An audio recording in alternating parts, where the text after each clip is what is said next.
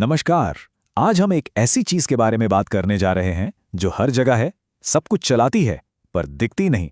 हाँ, हम बात कर रहे हैं कार्य, शक्ति और सबसे जरूरी ऊर्जा की। ये सिर्फ फिजिक्स के मुश्किल शब्द नहीं है, बल्कि ये वो ताकत है जो सचमुच हमारे पूरे ब्रह्मांड को चला रही है। और जब भी हम ऊर्जा की बात करते हैं तो जाहिर है एक फॉर्मूला दिमाग में सबसे पहले आता है, E=mc²।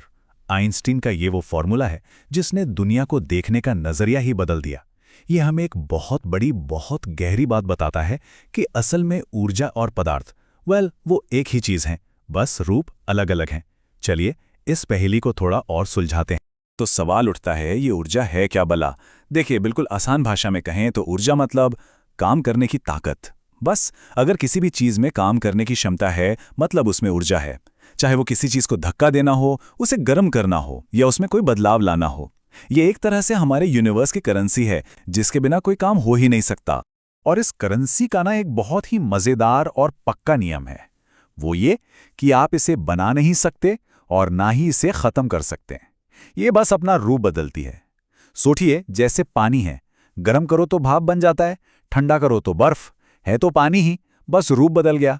ऊर्जा का भी बिल्कुल यही हिसाब है। वो हमेशा उतनी ही रहती है, बस एक फॉर्म से दूसरे फॉर्म में बदलती रहती है। तो चलिए, ऊर्जा के इस बदलते रूप को समझने के लिए इसके दो मेन टाइप्स में से पहले वाले से शुरू करते हैं।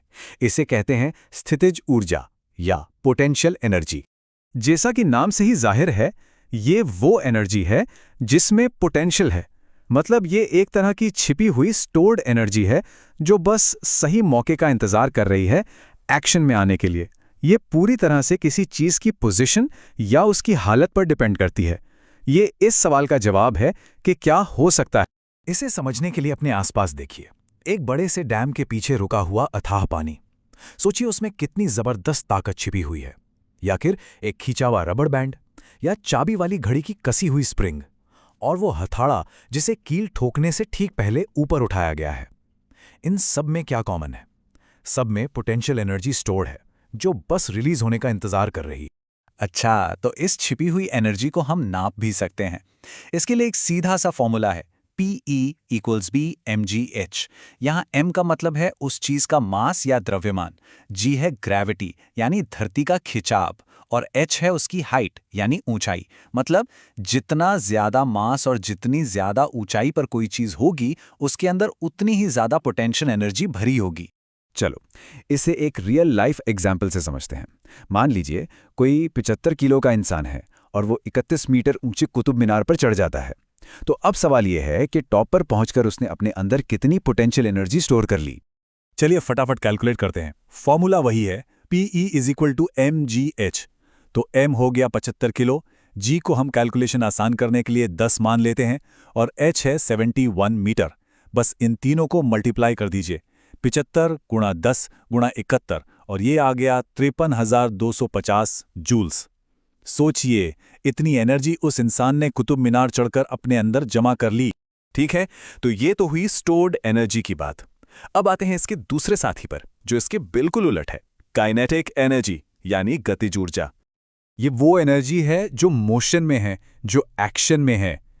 अगर पोटेंशियल एनर्जी ये बताती थी कि क्या हो सकता है, तो काइनेटिक एनर्जी ये बताती है कि अभी क्या हो रहा है। ये चलती फिरती, भागती दौड़ती एनर्जी है। और इसके एग्जाम्पल्स तो हर जगह हैं। नदी का बहता हुआ पानी, हाईवे पर दौड़ती हुई कार, क्रिकेट में फेंकी गई तेज गेंद, या पेड़ से गिरता हुआ नारियल। कोई भी चीज, लिटरली कोई भी चीज जो मूव कर रही है, उसके अंदर काइनेटिक एनर्जी है। अब इस मूविंग एनर्जी को कैसे नापें? इसका फॉर्मूला है KE=12mv²। यहां m फिर से मास है और v है वेलोसिटी यानी स्पीड। पर यहां एक चीज पर खास ध्यान देना होगा, वो है v का स्क्वायर।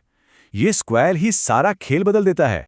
ये स्क्वायर कितना पावरफुल है, इसका अंदाजा लगाइए। अगर किसी चीज की स्पीड आप सिर्फ डबल करते हैं तो उसकी काइनेटिक एनर्जी सीधी 4 गुना बढ़ जाती है, और अगर स्पीड को 3 गुना कर दिया तो एनर्जी 9 गुना बढ़ जाएगी। यही वजह है कि तेज रफ्तार इतनी खतरनाक होती है। स्पीड थोड़ी सी बढ़ती है, पर टकराने की ताकत कई गुना बढ़ जाती है। एक और एग्जाम्पल देखते हैं। मान लीजिए एक 800 किलो की कार है और वो 60 मीटर प्रति सेकंड की रफ्तार से जा रही है। तो उसमें काइनेटिक एनर्जी कितनी होगी? फॉर्मूला लगाते हैं, ke = ½ mv²। m की जगह 800 रखा और v की जगह 60। तो सबसे पहले हमें 60 का स्क्वायर करना होगा, जो होता है 3600। अब इसे 800 से मल्टीप्लाई करेंगे और फिर 2 से डिवाइड कर देंगे। पता है कितना आया? 14,40,000 जूल्स। ये बहुत बहुत ज़्यादा एनर्जी है। ये दिखाता है कि मोशन में कितनी ताकत होती है। तो अब तक हमने पोटेंशियल और काइनेटिक एनर्जी को अलग-अलग समझा, पर असल दुनिया में ना ये दोनों अलग नहीं हैं। ये तो एक साथ एक खूबसूरत डांस करते हैं, एक दूसरे में बदलते हुए। इसी को हम कहते हैं एनर्जी का ट्रांसफॉर्मेशन। इन दोनों को मिला के जो टोटल एनर्जी बनती है उसे मैकेनिकल एनर्जी कहते हैं। सोचिए, जब कोई चीज़ ऊपर से नीचे गिरती है तो जैसे जैसे वो नीचे आती है उसकी हाइट कम होती है, मतलब उसकी पोटेंशियल एनर्जी कम होती जाती है, पर उसकी स्पीड बढ़ती जाती है, मतलब काइनेटिक एनर्जी बढ़ती जाती है। तो एक एनर्जी दूसरी में बदल रही है, यही है वो डांस। और ये एनर्जी का बदलना सिर्फ गिरती हुई चीज़ों में नहीं होता, ये तो हर पल हर जगह हो रहा है, हमारे चारों तरफ। जैसे कि एक इलेक्ट्रिक मोटर, वो बिजली की एनर्जी को घूमने की मैकेनिकल एनर्जी में बदलती है, या एक माइक्रोफोन, वो हमारी आवाज़ की साउंड एनर्जी को इलेक्ट्रिकल एनर्जी में बदल देता है। अरे बैटरी में क्या होता है? केमिकल एनर्जी इलेक्ट्रिकल एनर्जी बन जाती है। हमारी पूरी की पूरी टेक्नोलॉजी असल में एनर्जी को एक रूप से दूसरे रूप में बदलने का ही तो खेल है। तो हमने देखा कि कैसे एनर्जी हर जगह है। कभी वो पोटेंशियल एनर्जी बनकर चुपचाप बैठी रहती है, तो कभी काइनेटिक एनर्जी बनकर एक्शन में आ जाती है। ये एक ऐसा डांस है जो हमारे चारों ओर हर पल चल रहा है।